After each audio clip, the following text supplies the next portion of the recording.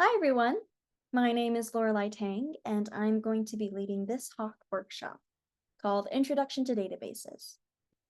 Let's get started. So on screen right now is a link to the slides that I'll be using for this workshop. If you don't already have it, there's also a QR code that you can scan for your convenience. Okay, so here's an overview of what we're going to be going over today. This workshop is going to be split into two parts. For the first part, we're going to be covering what a database is conceptually. I'm going to be talking about pretty much everything you need to know about a database in general. We're going to go over what is a database, why do we use databases, and also the different types of databases and when to use each one. For the second half of the workshop, we're going to be going over something called MongoDB, which is a type of database that was made by other developers that a lot of web application developers can use to help make their projects. We're going to be covering what is MongoDB, CRUD operations in MongoDB, and at the very end, we're going to go over a little demo. Okay, let's hop right in. Starting with what is a database? So if you look it up on the internet, Wikipedia is going to spit out this super long explanation of a database. It says that in computing, a database is an organized collection of data or a type of data store based on the use of a database management system, and a lot of more information. But lucky for us, we are not in a computer science lecture. You're not going to be quizzed on this. You don't have to memorize this. This is supposed to be making learning about computer science fun.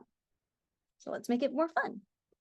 In more digestible terms, in a way that's easier to understand, a database is like a super smart bookshelf. In other words, it's a collection of information that can be easily stored, retrieved, and managed. You can think of a database as kind of like a smart bookshelf that organizes and retrieves books or data when you need it. Let's say you have a collection of books. For example, we can have this pink one, this purple one in the middle, and this dark purple one on the right. If you're talking to a friend, we want to think about ways that we can describe these books to other people. For example, you might say the title of the book or the author. You might give a brief little summary, a lot of other stuff. For example, the rating, what you thought of it, the date it was published, the number of pages that are in it, all this type of information. Now, with that information in a database, we can define fields. So for each of the books that we just talked about, we can define fields of information that describe different elements of the book. For example, here, I'm going to use title, genre, and pages, just for simplicity's sake. Now, also in a database, once we define those fields, we can assign them values. So in our example here, I just went ahead and put in some silly names, like To All the Hackers I've Loved Before, Help Me If You Can, To Kill a Mockingbird, or To Kill a Hackingbird as the titles. There's also genres, which can range from romance to thriller to historical fiction. And then you can also input the number of pages in the book. Now that we have all of the information and the values stored in those fields, how can we organize and store these books as a whole? That's where databases come in. So these books have information and metadata in them, and we can put them in this bookshelf that we see on the right. Databases are a way to store this information in a neat and organized way so that we can take them out later, update them, remove them, insert new ones. All of those operations that we can perform on this data are enabled when we use a database. So in summary, a database is like a bookshelf. Just like a database stores and organizes data, this smart bookshelf stores and organizes books. So instead of manually searching for something, you can just ask the bookshelf to find a book for you, just like running a query in a database. These books, or the shelves, are sort of like collections that hold different types of books. So each shelf might hold a different type of book, like a romance section, or a fantasy section, or a nonfiction section. Each of those shelves could be considered collections, and you can organize the books in different ways, in the ways that the database is meant to be organized.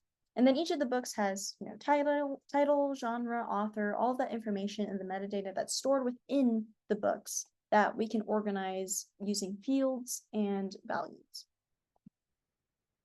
Okay, so now that we know what databases are, let's talk about why we use them. Now, as I just mentioned, they're good for storing stuff in an organized way. But why not just use Excel or text files or some other form of storing data? Well, one of the reasons why we use databases instead of some other form is that it has really great scalability. So databases can handle millions of records efficiently, while spreadsheets slow down over time or when you have lots and lots of information to store. Another thing is data integrity, which ensures accurate and consistent data. So for example, if you're working on a project on your local machine and you have all of the data that you need with you and your computer crashes, there's no way to retrieve that data or make sure that it's safe. In another instance, if you're working on a project with somebody else or with other people or on a team, and you guys each have your own set of data, you have no way of knowing if your data is going to be the same as other people's, or if yours is changed slightly, or if you're working with something that might not be the same as other people's. Databases, especially cloud databases that allow multiple people to access the same data, makes sure that we can allow people to have access to the same set of data and that data is reliable. Another thing that databases are good for are security, because a lot of developers that make databases include features that allow users to add other users, maybe have an administrator, add authorization or authentication features that restrict access to a certain group of users. There's many reasons why you might not want some of your data to be broadcast to the world, or you don't want it public so that everybody can access it. You might be storing really sensitive information. You might be storing information that not everybody needs. There's lots of reasons why you might want security, and databases are a good way to make sure that you have that in a project. And another reason that we want databases is because of automation. Databases allow automatic updates and real-time data handling. For example, MongoDB, as we're going to be using later on in this workshop, has really good runtime speed and can make changes and updates to the database almost immediately. So let's talk about some real-world applications. Databases and data is everywhere all around us. Social media, e-commerce, streaming services, you name it. For example, Instagram and Snapchat, they'll use databases to store information about its users, their profiles, profile pictures, bios, posts, comments, likes, all of that information is data that's being stored in a database. Same thing with e-commerce, with Amazon and eBay. All of that information about the products, who's buying what, the prices, reviews, ratings, all of that is going to be stored in a database. And the same thing occurs with Netflix and Spotify. All that information about movies, shows, how many people have watched it, all of that information is going to be stored in a database. All right, so now that we've talked about what databases are and why we use them, let's talk about the different types of databases. Now, there are two main types of databases. The first is a relational database, and then the second is a non-relational database.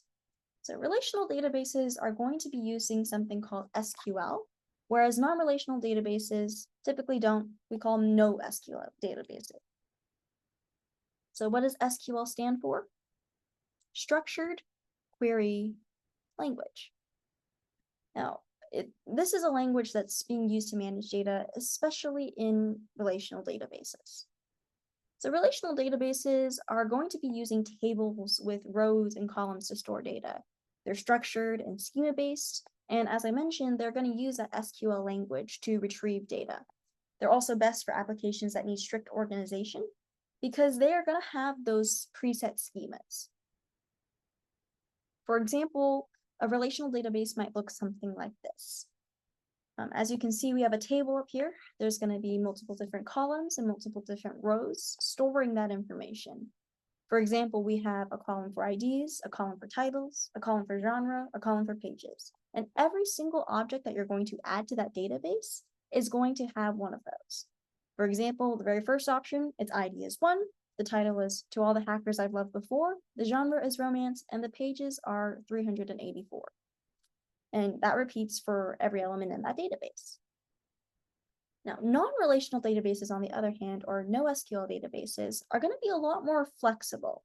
They store data in key value pairs, documents, or graphs instead of tables.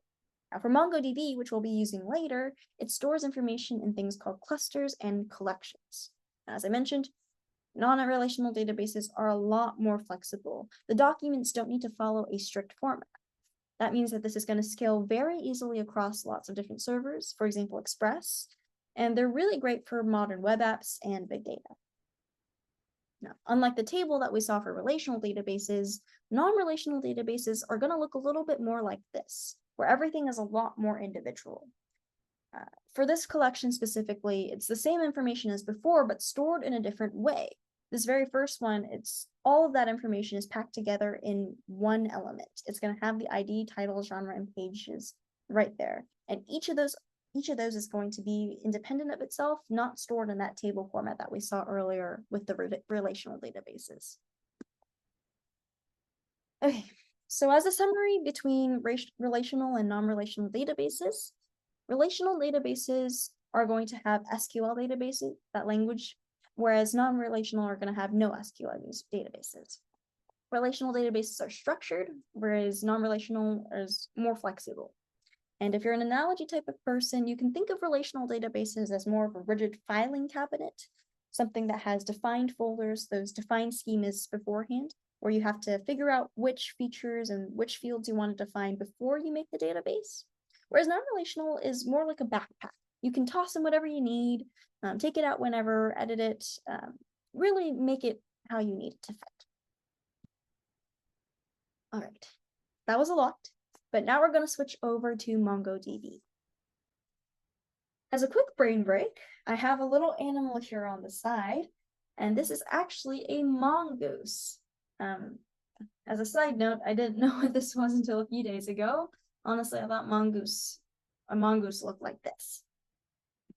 But anyways, let's get back on topic to MongoDB. So MongoDB is a source available cross-platform document-oriented database program. Now that's a lot, so let's break it down and why we use it. So why do we use MongoDB? Well, it has document-based storage, so it uses JSON-like documents because those are easy to read. As we're going to see later, it's very clear what the fields are and what the features are of each element. It's also schemaless, so we don't need to define that fixed structure beforehand. Unlike those tables we saw earlier, we don't need to know what's going to go in what column until we actually define our databases.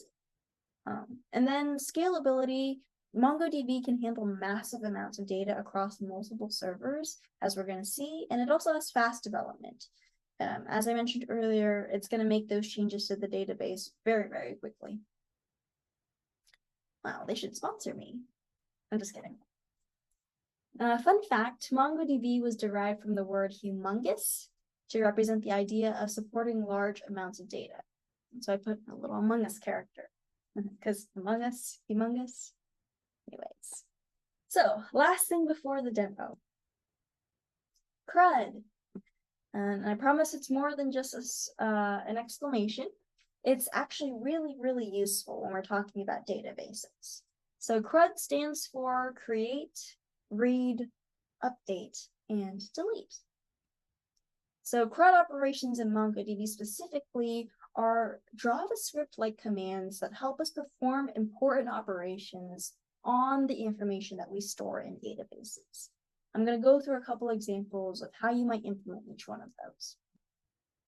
Create, or insert data, is a way that we can insert new items into the database. So say, for example, you have a database called VB, and you have a collection called books. You can insert books into the database with these three fields that I was mentioning earlier: name, genre, number of pages. Similar to inserting items, you can also find items through the read function. So same database, DB, with the same collection, books, you can find something by one of its fields. For example, in this example, we have name, to kill a Hackingbird. And lastly, or not lastly, you can update or modify data. So in that database, you can update something by putting its name. You can also add its genre. So before we had it as historical fiction. With the update function, you can change it to novel or something else. And then finally, delete, where you can remove data. Let's say you don't want an object in the database anymore, you can delete it using delete. So that was all I had for all the conceptual information. We're going to go into a practical demo now. So for this demo, we're going to be using the database MongoDB. Here is the website if you don't already know where it is. So the very first thing we're going to do is we're going to create an account. So here, this is the website, and you can remove the zoom. You can go straight to mongodb.com, and it is going to open this homepage. You're going to go here, and if you don't already have an account, you can try it for free, or you can create an account, but if you do, you can sign in. It's going to ask you for an email and password, or you can sign up through another field through Google or something like that. Now, I already have an account, so I'm just going to go straight to mine. I already started working around in here, making some databases, but I'm going to go to this organization right here. So going back here, now that you've created an account, we're going to create a new project, and then within that project, a new cluster. One of the great things about MongoDB is that they have free options so that you don't have to pay anything to make your web app. In here, I already have one made, but we're going to make a new one just so you guys can see how it works. Up here is the button to create a new project. You're just going to click that, and you can name your project. Since I already make ones that called Hack Shelf for the bookshelf, we're going to make another one here. I'm just going to call it Hack Shelf 2. Now, these tags are optional if you want to add your own key and value pair, but you don't really need them. It'll still work the same if you don't have them.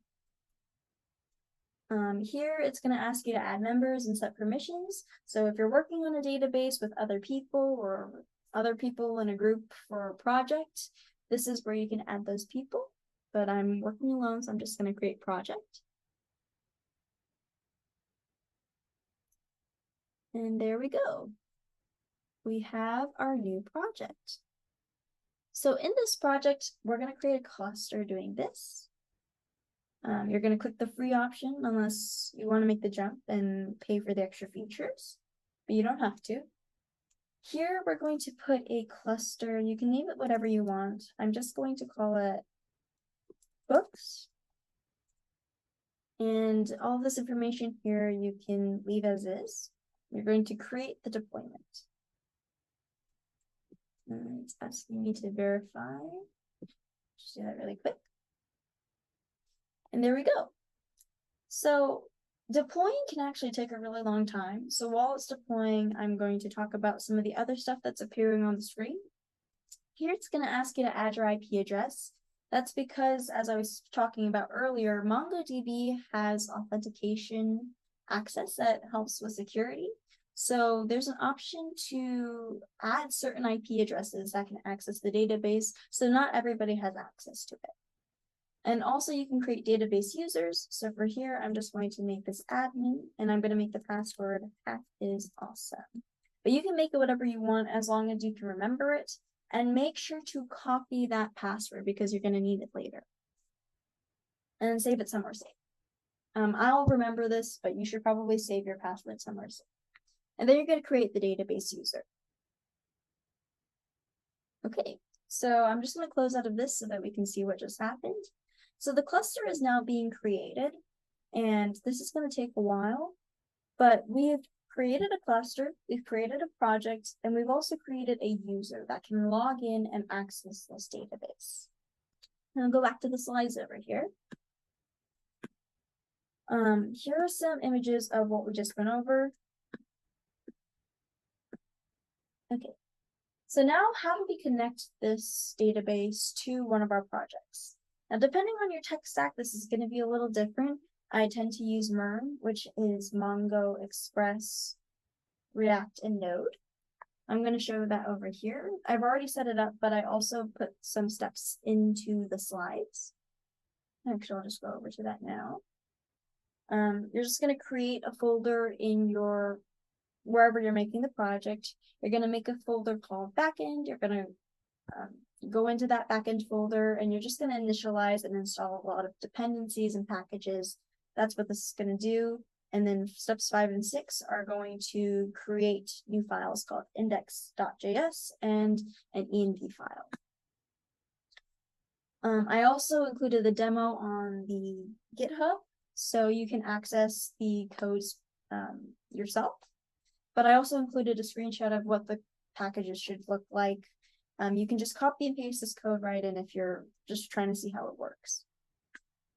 And this is where the connection string is going to be important. So while we're still waiting for this, I actually made another database in preparation. So this is the original hack shelf, and in order to connect, you're going to click on this connect button. And again, depending on your tech stack, there are multiple different ways to connect a database to your project. I'm just going to click MongoDB for VS Code because that is what I'm using. So right here, this is going to be your connection string. You can just go ahead and copy that. And you're going to put it into your .env file under Mongo URI. That's what's going to allow you to log into the database. Now, since I already have it set up over here, you can see that this is just a very, very simple backend setup. In my env file, I'm going to copy over that connection string. And as you can see here, I have my username and my password. Make sure to keep the angle brackets out, otherwise there's going to be a syntax error. But my password from earlier is also. And that is going to be your connection string. And then the next thing you do, you can insert a port number. I just put 5001 because that was one of the available ports on my computer. You can change that as you need it to be. And then once you're done, you can run it. So I was running it earlier. With the way I set it up, I just did npm run dev. And as you can see, I already set up the server, which I use Express for, and there we are. We're connected to MongoDB. And that concludes the demo. And we've seen how you can create a database, how you create a cluster, and then within the cluster, you can actually create collections, which I'll show you over here. I made a collection earlier before the workshop called Books, and you can add queries or you can add objects to the database. And one of the objects I added is here. Every object in the collection is going to have an ID generated by it naturally by MongoDB, and you can add different fields. So let's insert a new document here. I'm going to go to the code. I'm going to go with this. So this is the ID that's automatically generated by MongoDB. And I'm going to add more items to the collection, or documents as MongoDB likes to call it. We'll do this one, hack me if you can. We'll do the genre as thriller. And the pages, number of pages. I forgot what it was. I'll just do 281.